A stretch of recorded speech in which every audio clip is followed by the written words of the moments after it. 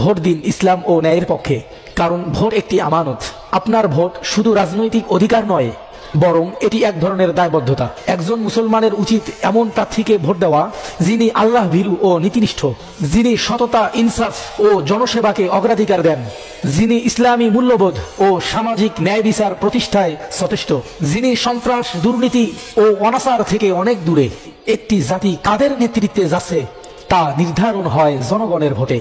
সুতরাং আমাদেরকে দল বা চেহারা দেখে ভোট দিলে চলবে না।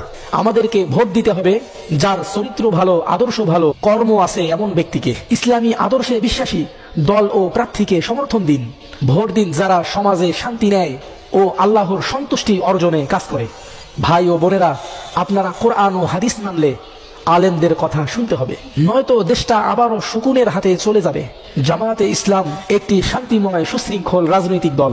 আল্লামা দেলোয়ার হোসেন সাইদি হুজুরের মতো একজন প্রখ্যাত ইসলামী চিন্তাবিদ, তিনিও কিন্তু জামায়াতে ইসলামীর একজন সদস্য ছিল।